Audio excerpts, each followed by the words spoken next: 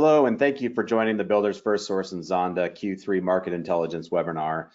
We've got a lot of information to share with you guys today and really are working to try and keep everybody up to date on what we know as real-time data and just share as much as possible here to make sure everybody can figure out what our economy and what our housing industry is going to look like over the next 6 to 12 months. So everybody is in listen only mode, but if you do have questions, you can type them into the chat. And we will do our best to answer all of those questions you have throughout the call. With that, I'd like to introduce our EVP of Digital Solutions, Tim Page. Tim? All right, very good. Thank you, Mike, and thank you for everybody for attending today's call. Earlier this year, many of you know we launched our Builders FirstSource digital tools, which will create value for our home builder customers.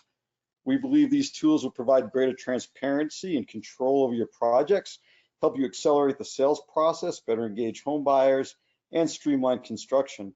One of these new digital tools is Home Configure, which allows real-time interior and exterior selections to be viewed in a photorealistic 3D model. We're going to play a short video produced by the Build Show that explains the benefits of our Home Configure technology. You know, one of the worst things that can happen to you as a builder is to come to a client meeting with your house under construction and your client is disappointed. What they're seeing on site is not what they visualized in their mind it was going to look like, and they're disappointed. They're wishing they would have done something different. Maybe you even get a change order to rip something out and do it differently. Well, Builders FirstSource has a solution for you called Home Configure. My name is Matt Reisinger. I'm a builder down here in Austin, Texas, but you probably know me from the Build Show. Now, Home Configure is brand new from Builders FirstSource, available at mybuilder.com. And what they're going to do is they're going to upload your 2D plans, and they're going to give you a 3D visualization. So for instance, the exterior in my house, I finished this about a year ago. They've rendered it in this service, and now you can walk around the entire house and see what it looks like on the computer before it's built. But beyond that, it's not just a rendering. That's why they don't call it home rendering service.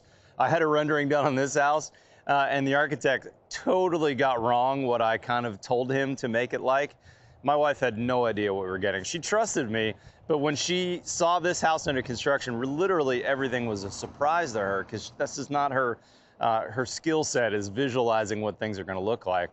Now this, on the other hand, from Builders FirstSource, Home Configure, you can press buttons and totally change the look of the house right there in the computer.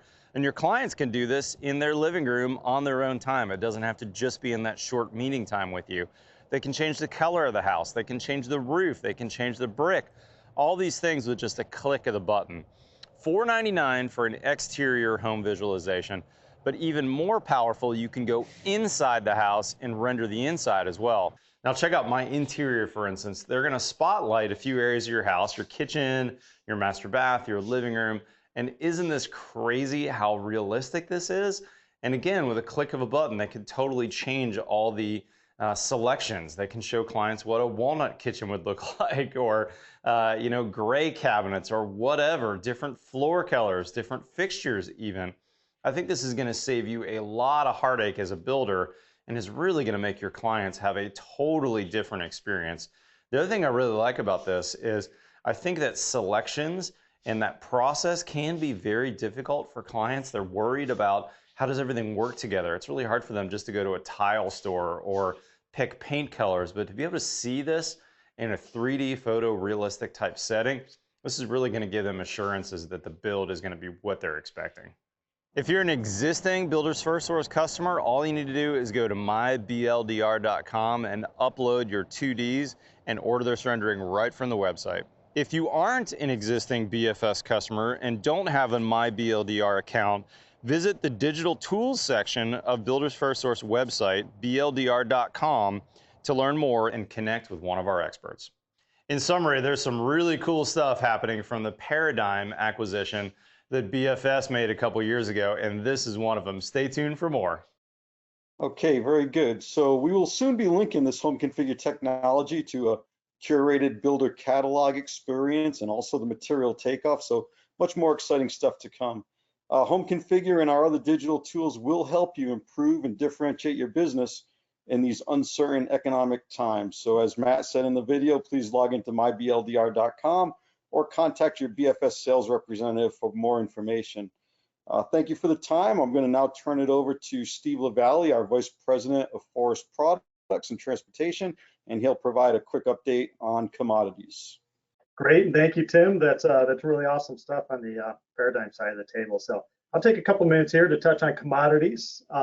Just looking at near-term trends in commodity prices, it's always interesting kind of pull back and look at, from the perspective of a longer-term perspective. So we look at the chart on the screen here, looking at the last 3 years. This year's commodity market, as kind of judged by the Random Lengths framing lumber composite, looks relatively mundane, relatively flat. But when we look at it the 10 years prior to that, this year's market is actually fairly volatile, very similar to the prior years before that. The biggest difference is the baseline's increased. When we look at the 10-year average before the COVID years, at 354 versus the framing lumber composite average this year, it goes from 354 up to 418. We don't know if this year's prices are going to stick, be higher, be lower, but it's interesting to point out that's almost a 20% increase in the baseline. Similar to lumber, OSB market this year looks relatively flat, but by historical norms, it's actually been pretty volatile. This is all these other lines on here are the 10 years prior to the COVID years. This year's volatility is actually one of the most volatile, taking out the last 3 years. An interesting thing there, the average is also about the same. It's about 20% greater, the average of the composite this year relative to the 10 years pre-COVID. What is my point in all that? I tend to think the inflation we've seen over the last few years is sticky. And maybe we won't have the year-over-year increases every single year that we saw in the tremendous volatility, but I think the baseline cost has gone up, and to expect higher highs and higher lows as time goes on. Certainly a big piece of what the volatility picture may be is demand.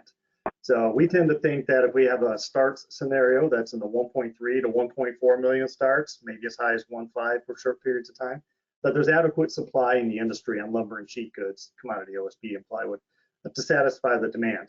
There's additional capacity in southern yellow pine. It's been largely offset by decreases in production in Western Canada.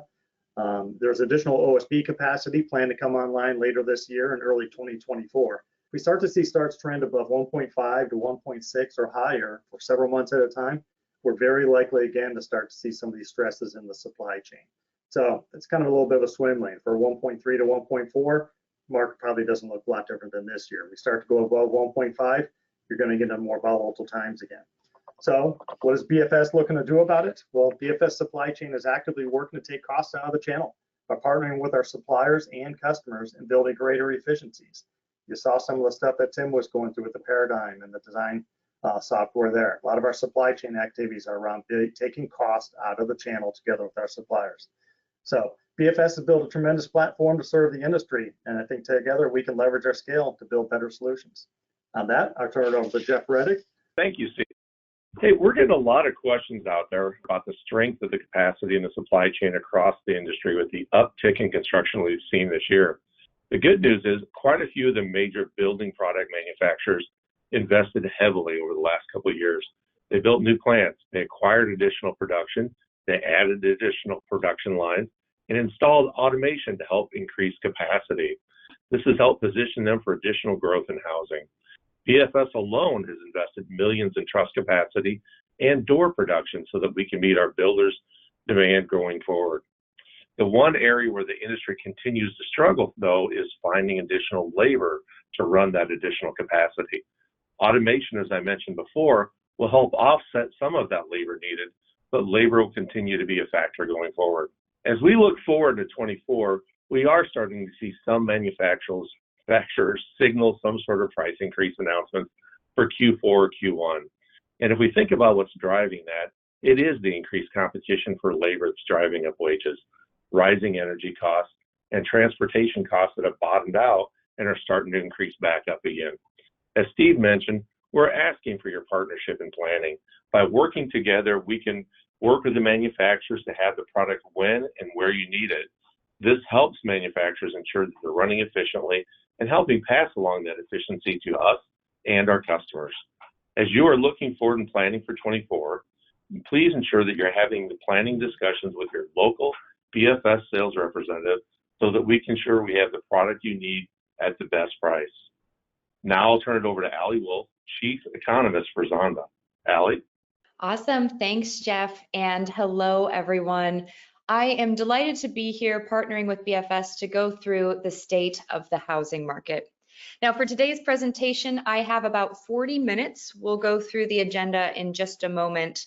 But in case you're not familiar, hi everyone, I'm Allie Wolf. I'm the Chief Economist with Zonda.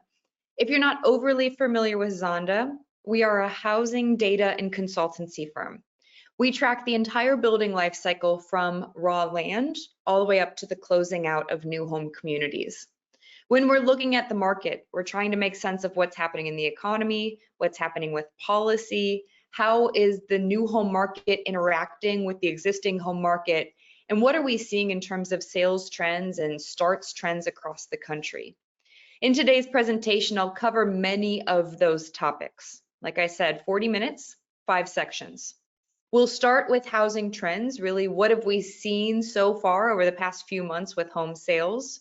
We'll talk about a main issue in the market, which is prices and affordability, but also solutions and workarounds to those challenges. We'll discuss buyers. Who's out there today? How are people still buying homes despite some of the challenges with affordability? We'll go to the core of the housing market, talking about land and lots, and then we'll finish with our final thoughts.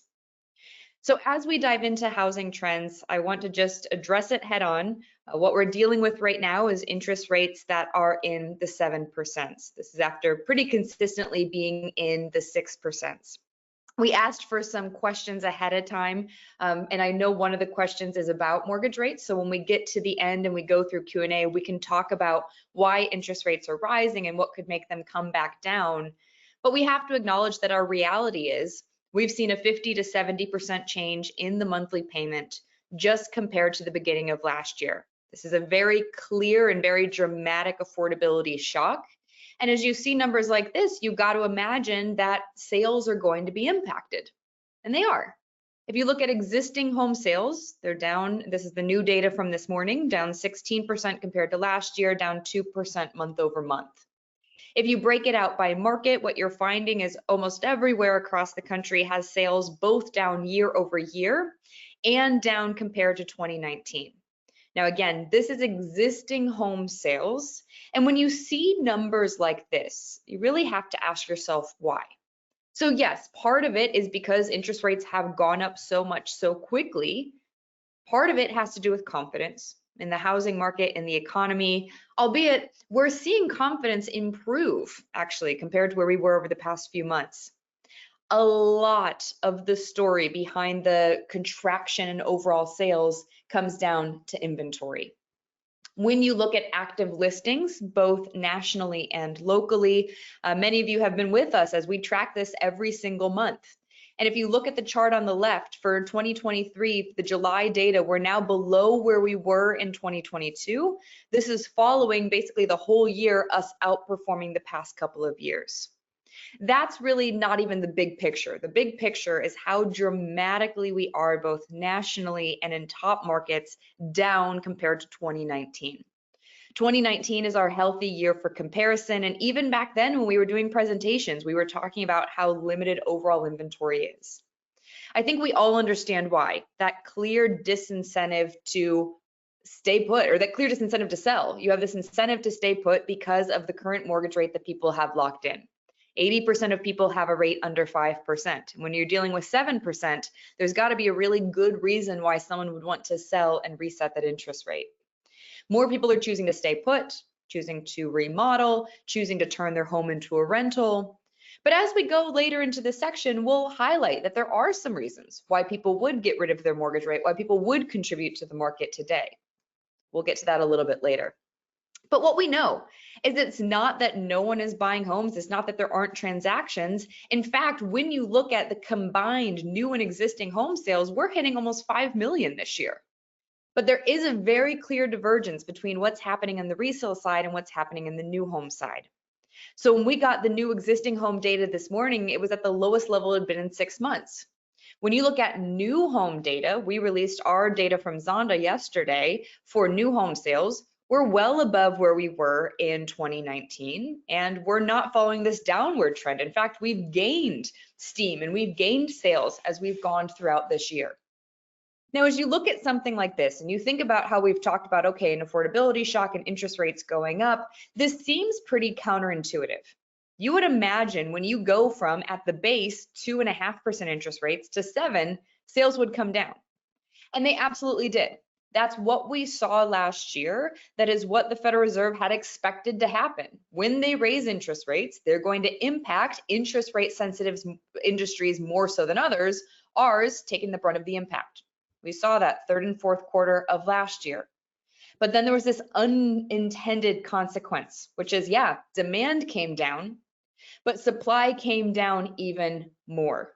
And what that's done is offer this opportunity to anyone or any organization that has inventory right now. So if you look at what's happening on the existing home side, we're still finding that homes are selling quite quickly. When you look at total inventory, builders now represent 33% of all of the homes that are available, where historically it was 10 to 15%. So the resulting impact is this outperformance on the new home side.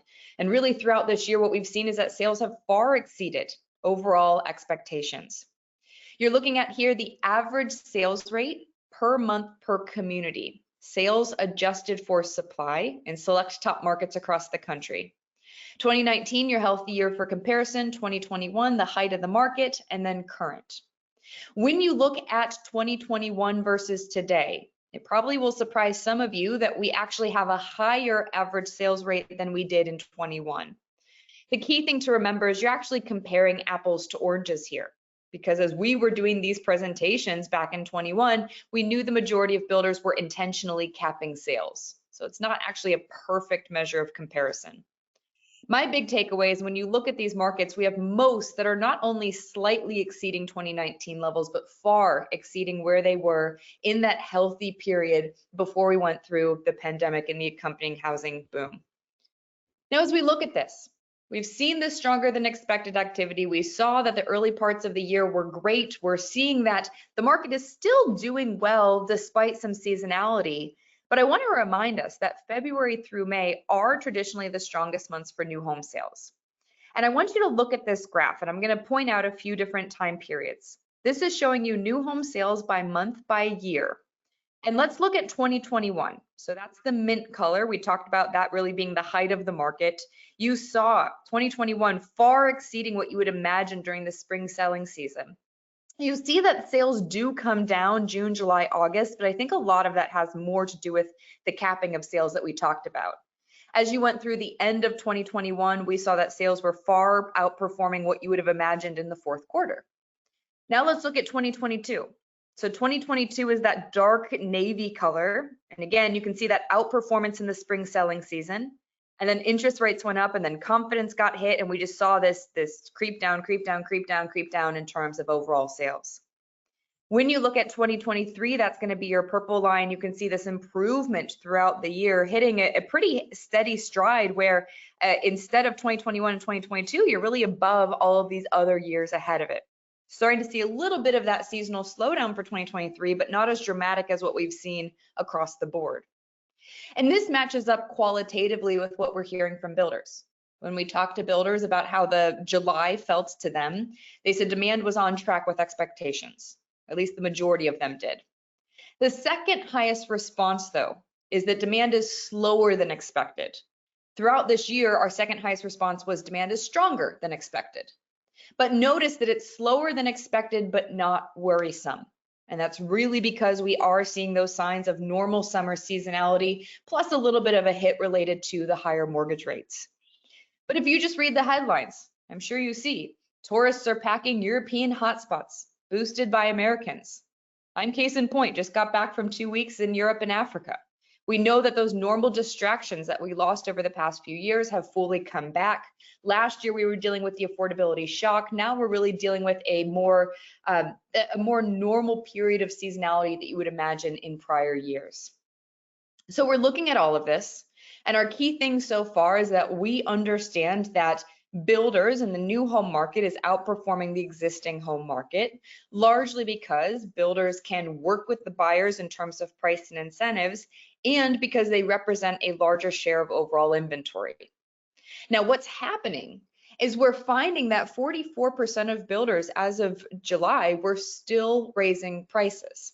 Now, 51%, so the highest share, held prices flat, But if you're like me, seeing 44% of builders raising prices, despite interest rates going back up and how much we've seen home prices go up, it should make you a little bit uneasy, at least until you start asking yourself the question, well, how are they handling these price increases?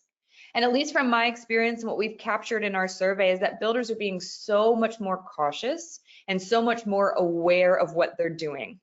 If you think back to 2021, for example, we were seeing these price increases that were constant in very high dollar amounts, $20,000, $30,000, $40,000. Now, as we're looking at price increases, we're seeing a lot more tempered, $1,000, $3,000, $5,000. And really this focus from the building community of, hey, look what happened in the fourth quarter of last year. Prices got too high, interest rates got too high, we cut prices, consumers returned. Let's try not to get over our skis again. Especially when we look at the challenges, the top two challenges are related to current mortgage rates and to overall home prices. And it makes total sense. When you look at both the new and the existing home side, and you look at the level of home price appreciation we've had since the beginning of the pandemic, we're talking many markets that have seen 50, 60, or even 70% overall home price appreciation. And as you look at what that means on the ground, it means that entry level and the definition of entry level and the availability of entry level product is evolving.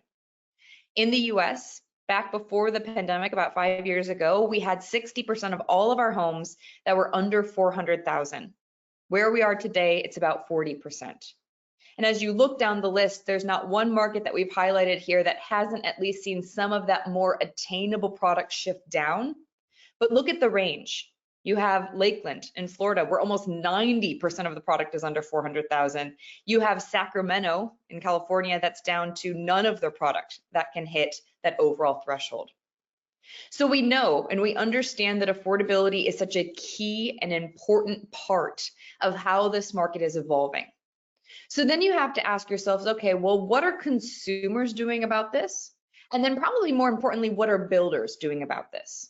So let's start with the consumers. Consumers have options. They can stay put, either stay put in their current home that they own, stay put in a current home that they're renting. They can consider buying a home that is smaller than they originally planned. They consider buying a home that's in a different location than they originally thought, maybe not as nice of a quality. And you can have people that recouple, that say, you know what, it's just a little bit too expensive to be able to live in a home by myself for now. I'm going to move back in with friends or family or roommates. The key things, though, that we see consumers are doing about affordability is they're looking at smaller homes, they're stretching their budget, and they're looking at different loan options besides the 30-year fixed. Now, again, option 3 sounds scary on the surface. When you look at the share of loans that are adjustable, we are nowhere near where we were last cycle.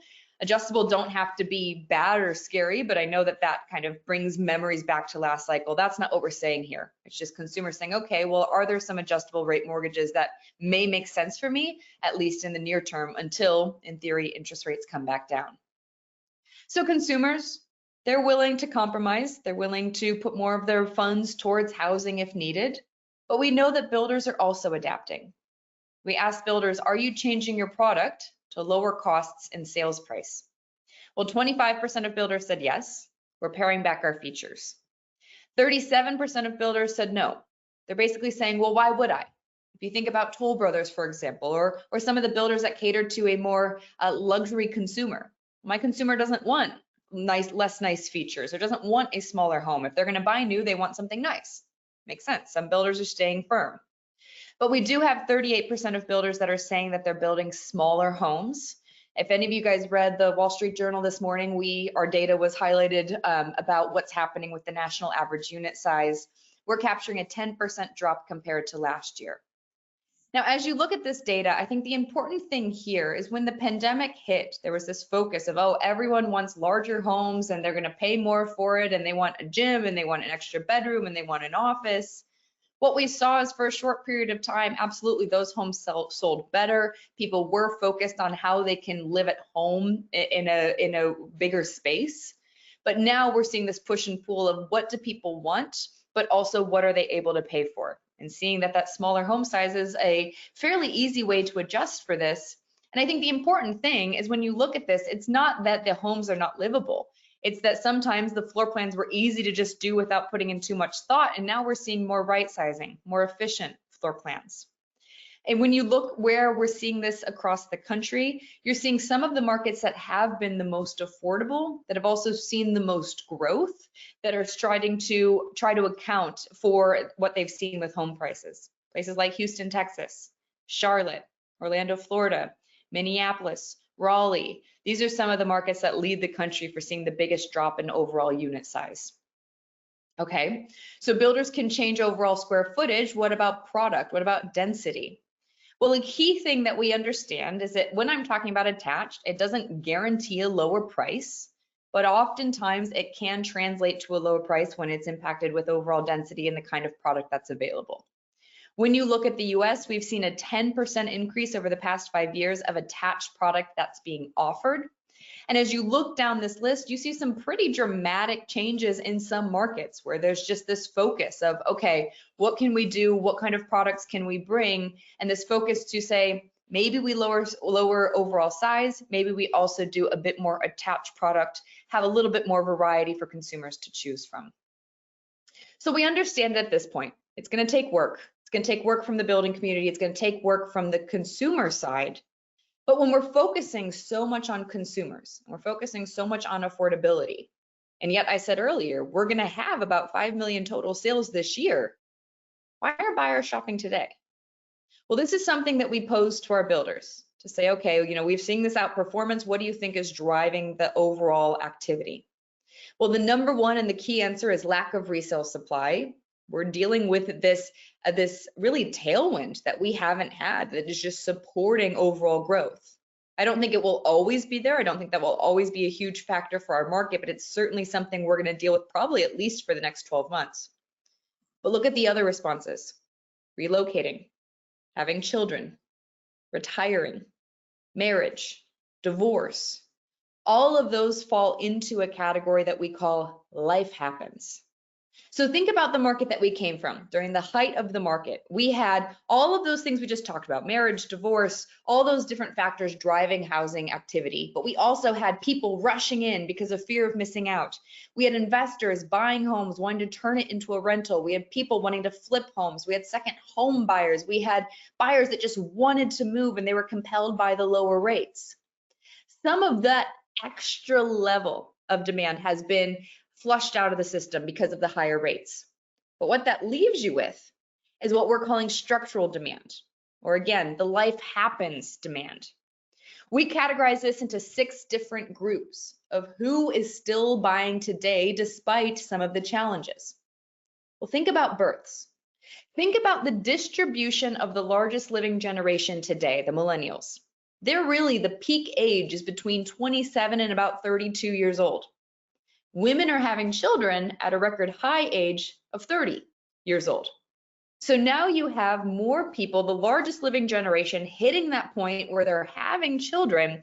And yes, maybe they don't want to buy at today's interest rates, and maybe they don't want to reset a lower interest rate. But when push comes to shove, if they can make it work, we're seeing that's contributing to moves. Here's an example. I pulled this from a friend in high school. She was a friend back when I was in high school. And so she bought this home, an entry-level home with her partner. It was just the 2 of them when they bought. They ended up having 1 child in this house. And now they just posted that the house is up for sale because they have a growing family. Now this house no longer will work for 4 of them, where it definitely worked for 2 of them and kind of worked for 3. Doesn't make sense. I think logic would say, why is she selling her house? Why are they going to reset their interest rate? They shouldn't do that. But I think births and how they want their children to live, if they can make the money work, is more powerful than what we're seeing with rates. What about marriage?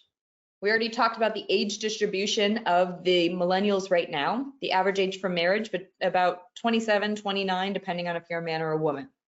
Now, this is important too, because what we know is there's this increased propensity to own as you become married. When you look at first-time buyers, 50% of those that purchased were married couples. Now, it's not a guarantee that it's going to be a brand new household formation, but if you have 2 people that are renting and now they have the dual income and it's allowing them to convert to ownership, we know that this is one of the factors that, despite some of the affordability challenges, is allowing some people to get over that and continue to purchase. What about deaths? I don't like talking about this, but it is something that has an impact on the market, an estimated 3.3 million deaths in 2022. And as you think about this, a death doesn't immediately translate into a sale of a home, depending on who else did they live with, what does the family want to do with the property. But if you have someone that lived alone and then the home comes to the market, obviously it's increased supply without pooling from the overall supply pool otherwise. But we also know this plays into wealth transfer of some of the older generations passing it on to their children or their grandchildren, which also helps with overall affordability. So those are 3 of the 6 of the life happens. Another key group would be divorces. Nearly 700,000 divorces in 2021. And as we look at the divorce rate, we know that you're going from 2 people living together to 2 people living separately. Oftentimes, at least our research tells us that that converts to rental demand at first and then ultimately converts to more for sale supply or for sale demand in the longer term. But as you look at this group, we know that not every one of these categories also uses mortgages.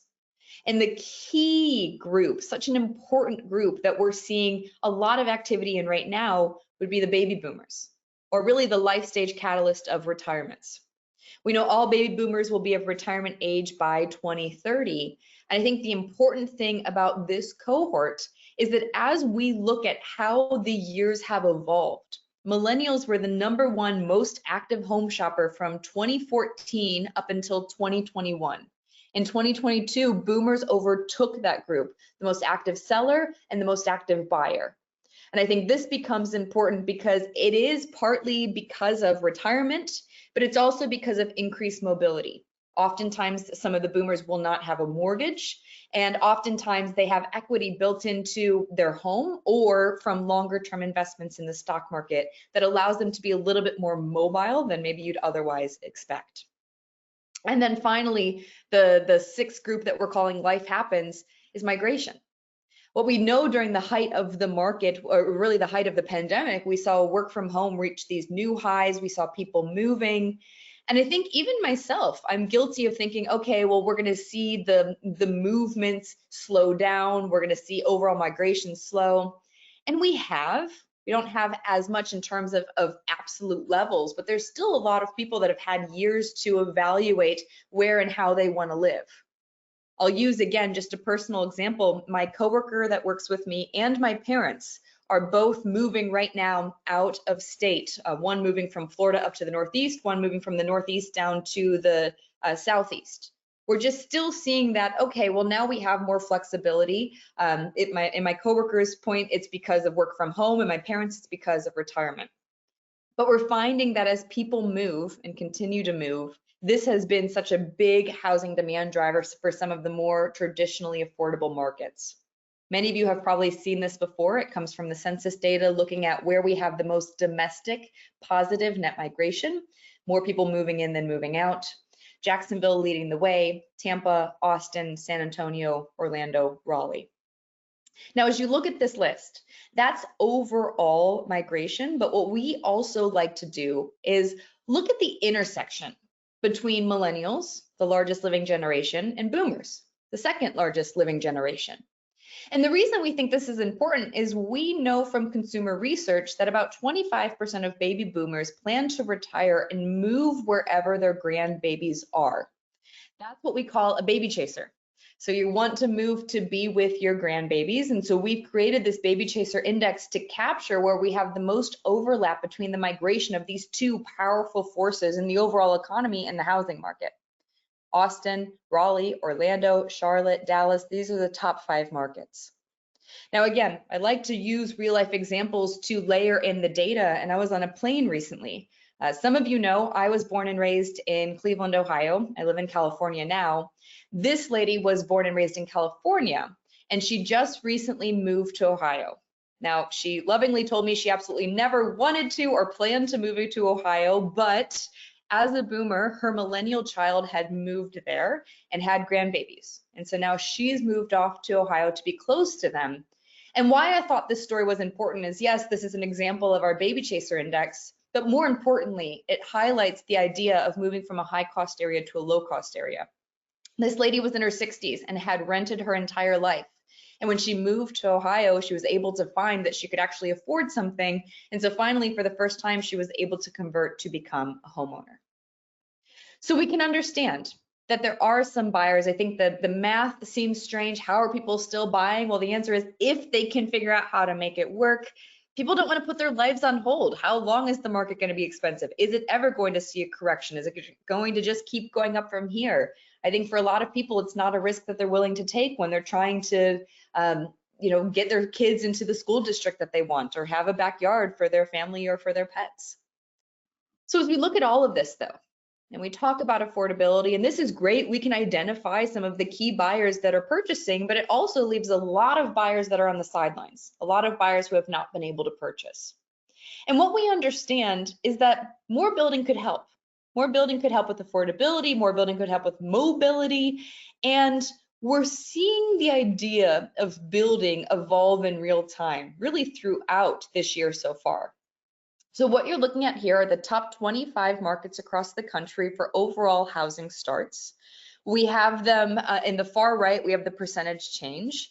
And this is an annualized basis. And so it's looking at the most recent 4 quarters compared to the prior 4 quarters. And you can see that all of these markets are still down. The key thing, and I don't have it shown here, but the key thing is if you look at just the quarter over quarter change, first quarter to second quarter, positive in almost every single market. So yes, the annualized number is down, and that's really because we're dealing with the slower starts in the fourth quarter and the first quarter, but we've definitely seen that improvement throughout this year. You see that in the permit activity that we get from the Census Bureau. You can see that we have seen this uptick in overall permit activity, and it matches the builder enthusiasm that we're capturing from the National Association of Home Builders, looking at the builder overall confidence. But we can talk about this and we can see some of the improvements and some of the enthusiasm to start more homes, but we also know that there's still some pretty clear disruptions in the market. The fact that government services are an absolute big headache, and the fact that land is a really big headache. And we'll talk about those a little bit more, but you even heard from Jeff talking about labor and how that's a big headache as well. But when you look at government services, I think it's really kind of the same thing that we've been dealing with. Understaffing, slow processing times, issues with permits, issues with entitlements. It's just making the whole process take longer. It's frustrating and a bit costlier.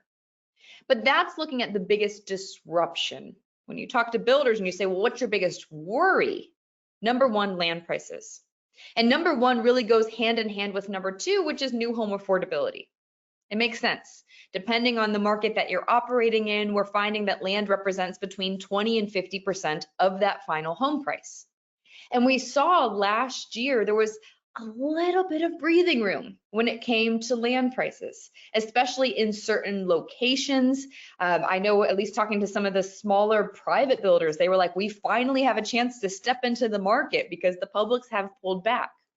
Well, that was very short-lived.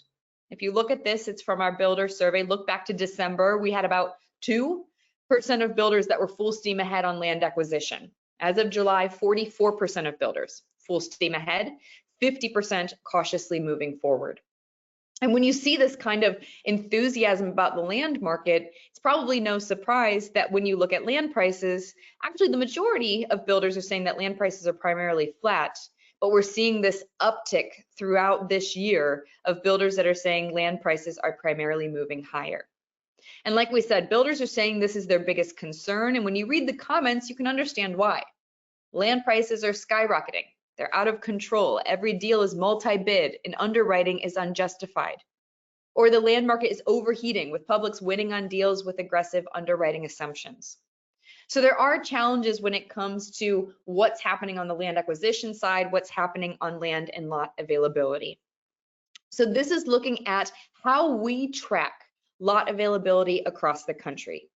Now on the left, it's the national number. On the right, it's vacant developed lots with the months of supply. The months of supply is just looking at starts. How quickly are these units absorbed? Now, what we've seen on the national and on the local basis is that vacant developed lots and the access to has improved compared to where we're coming from. But an extremely important thing to understand here is that even with that uptick, we are still in a significantly undersupplied market. And this data comes out every quarter. And we know that the market has still been absorbing these lots fairly quick. And so we think that this is either going to flatten out or start to turn down. So know that when you look at this data, it is completely dependent on the direction of starts. And we've already talked about how starts have evolved throughout this year. But it's not just lots. If we're talking this full steam ahead, this enthusiasm about land acquisition and having homes ready for as the market kind of comes out of this high interest rate environment, when it does, you also want to look at total upcoming lots. Lots that are in the road work, that are in the excavation, that are in the equipment on site phase. You can see the distribution by market in the table on the left.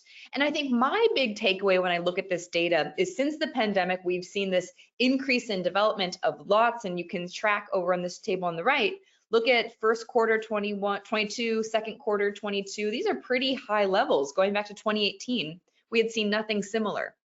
Well, because there's just been this, is the market good? Is the market bad? Okay, consumers are back. No, they're full back.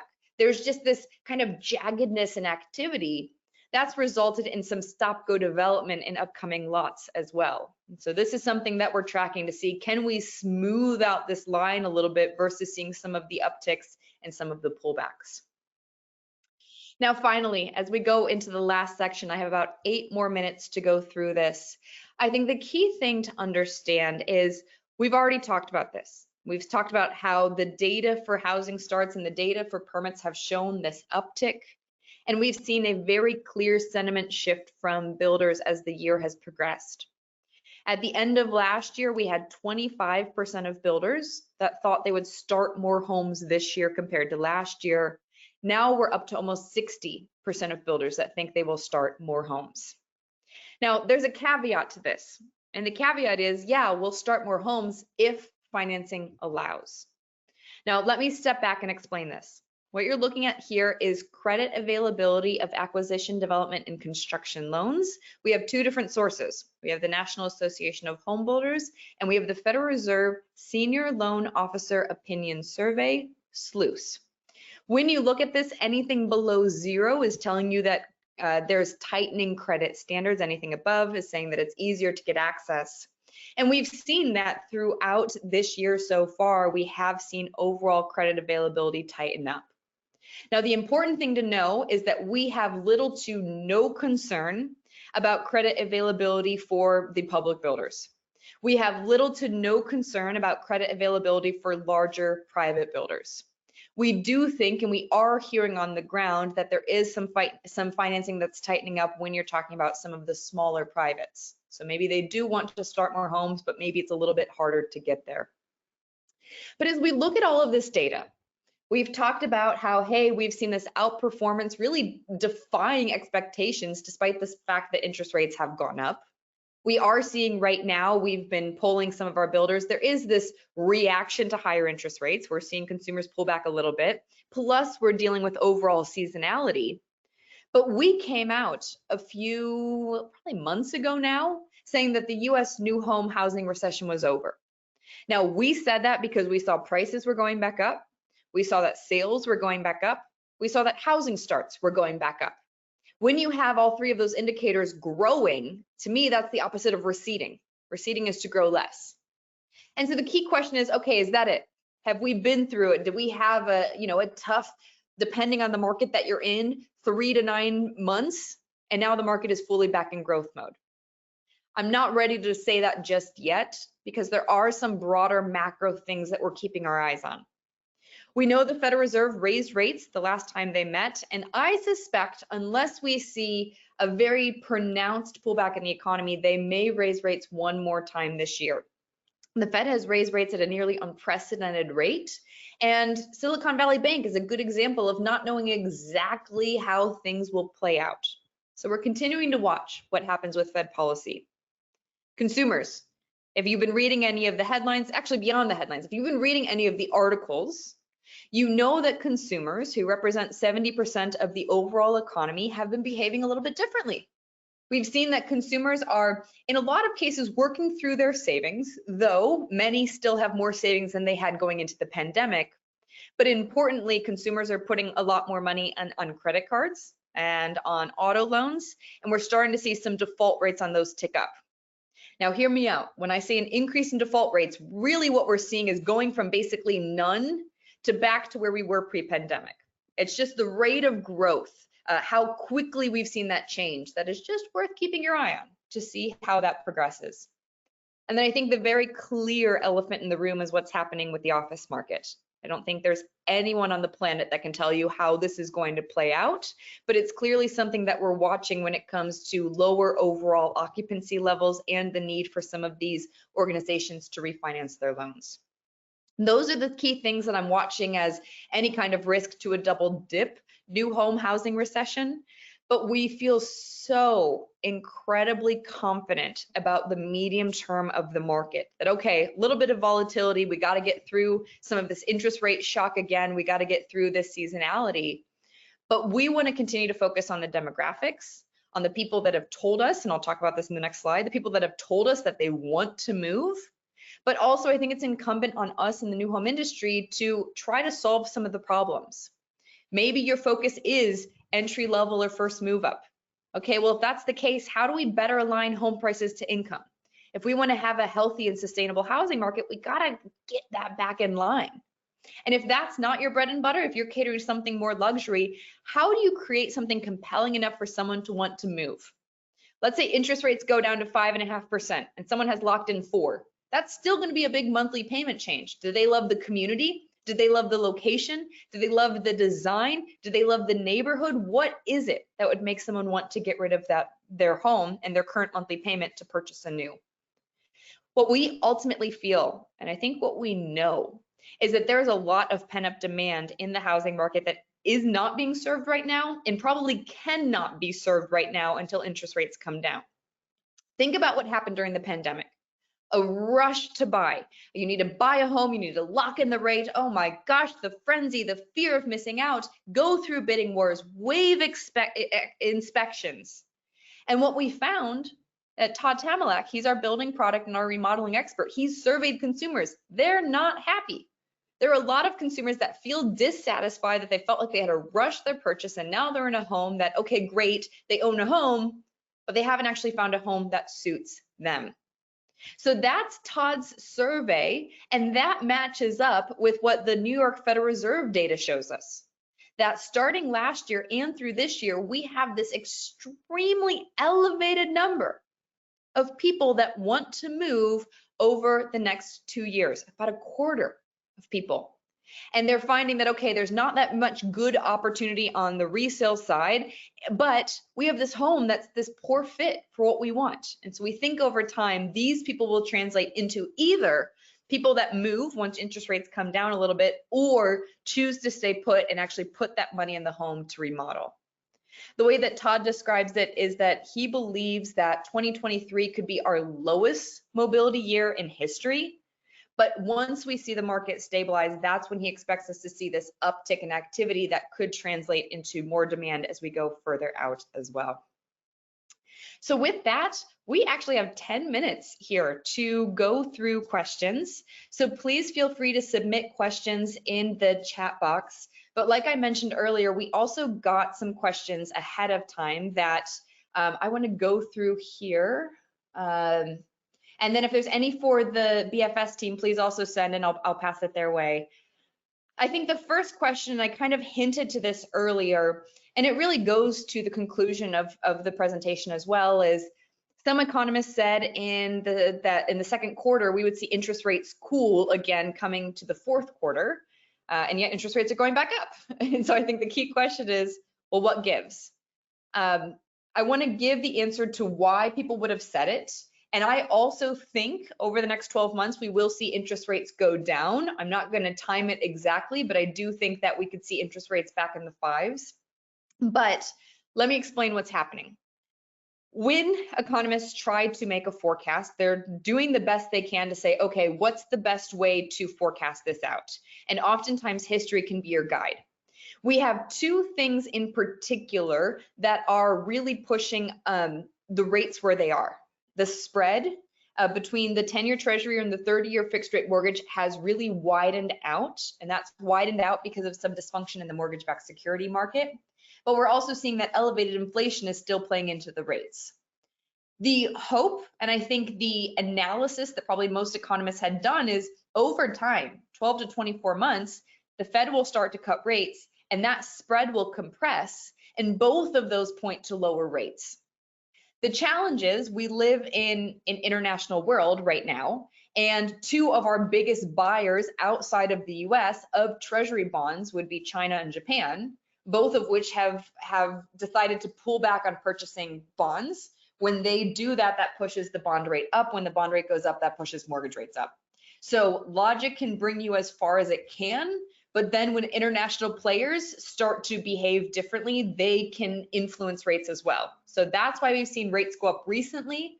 Again, Fed rate cuts and a spread compression between the 10 and the 30-year fixed rate mortgage is why people believe it may go down, especially if inflation continues to go down. But it's an important question, and we're going to keep monitoring it. But we think over time it should come down, but completely depends on kind of the international overlay as well. Okay, another question we have is, with all of the innovation coming through the industry, 3D printing, smart tech, hybrid panels, what do we think is the next big disruptor in the industry? And I think that the video that BFS had shown at the beginning, I think it was their home configure platform that they're working on. I think that's one of the big changes that we're seeing, not even looking in the future, but something that's happening now. I don't know about you guys, but when I put on like VR goggles, I get very sick from them. But being able to just click a button and seeing those elevation changes, I think, and color changes is something that we've been talking about for a long time, but it feels like it's finally here. This feels like a very annoying plug, so I apologize for it. But at Zonda, we launched a website called Livable, and Livable is made to connect consumers with new homes. We basically believe that if someone is going to buy a new home on Zillow, they're not actually getting a great new home experience. They're not going to see the community, they're not going to see the amenities, they're not going to see as many of the renderings, they're not going to get an understanding of the floor plan. We're connecting consumers with the builders, with the developers, and trying to make the community look as aspirational as many of the new home communities are. So I think Livable is another thing. And then probably outside of our industry, but something that could ultimately impact us, is really the role of ChatGPT and how that could, what I've heard is some cities, I don't even want to say what cities because I'm not sure I can remember, but I've heard of some cities across the country that are saying, well, can we integrate some kind of technology, ChatGPT or otherwise, that can help make the back end part of permitting or entitling a little bit more efficient or a little bit quicker? I don't know how much that will be utilized, but I think that feels like, when you talk about some of the most inefficient parts of our industry, it feels like the government service side, no offense to them, seems to be one of those that's lagging the most. So I think that that's something that could be another big innovation that could be coming. Okay, let's see. Oh, that's an easy one. I don't know if this is, someone said, when you talk about attached product, what are you referring to? So attached is a shared wall. So condo, townhome, anything with a shared wall. When I talk about attached is what we're talking about. Let's see. I'm gonna read through anything else. Is the work from home trend fading, holding steady, or increasing? Very good question. Interestingly, it does actually depend on where you are. For example, in parts of Texas, it seems like it's fading. In many other parts of the country, it seems like it's holding steady. So I think it will depend on what city you're in, and also what the city officials are communicating to businesses, because some cities are saying, hey, we're used to having a certain level of occupancy and those people coming and spending money at shops, and we need to try to encourage people to come back into the office to support the broader economy. But I would say in general, holding steady. I think we're kind of at a point where most people know if they're going to be work from home or hybrid or fully remote. This is a good one for the BFS team. Can you touch on steel pricing forecast? Does the team have anything on that? The cold rolled index have come off their April highs, and have bottomed out over their last couple months. Most of the analysts see it slightly increasing as we go forward. Things like the Inflation Reduction Act, which most might not know, but that's the infrastructure build across the United States with billions of dollars going in. That's going to increase the demand and supply of that. So right now, the short answer is steel has bottomed out, is what most people feel. And with the increasing demand, we can probably see it starting to head north a little bit. Great. I see a few other really good questions. One is a question I get every 4 years, so I'm sure you guys can guess what that is, but how will the election play into the housing market? And this is something that we've researched extensively, really just because it comes up every time and there's always just so much curiosity around it. What we have found for elections related to housing demand is that when you go through a presidential election, we don't even see it for the midterms, but a presidential election, if you look at normal seasonality, so we talked about that earlier in the presentation, that November is going to be a lot cooler than March, makes sense. But if you look at Novembers over time, and then look at the Novembers in election years, you see a more pronounced drop the November of an election year. But you don't normally see a more pronounced drop in October, and you don't normally see a more pronounced drop in December. So it's very interesting where I think people are just like, hold on, wait, let's see how things go. And then once it's settled, once it's decided, like the results or not, people I think just get a little bit more comfortable with the market and kind of resume their normal plans.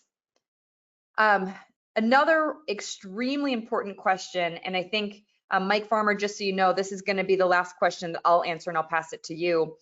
But really a question about, the question specifically about Airbnb. And I know that there's probably like 3 or 4 weeks ago, there's a guy on Twitter that tweeted out like, hey, everyone that owns Airbnbs is not making their money and they're going to offload their homes. That guy is notoriously a little bit more dramatic. So like, we're not putting as much weight on that. But what I would say is we are absolutely watching Airbnb owners, flippers, second home buyers, people that bought a home for a rental. There's a lot of these different categories that bought it, I think, with hopes of making a huge return, or took out maybe more leverage than they should have, or maybe that they could justify based on how the market has evolved. So we think when you talk about supply, and if you send me an email, I'll send you an article we wrote for Builder Online about this. We think there are probably 3 categories that could end up being a bump up or result in a bump up in supply, though we don't think it's some mass foreclosure crisis, but we do think that there might be some forced sellers over the next 12 months, I think maybe more so than some people are expecting.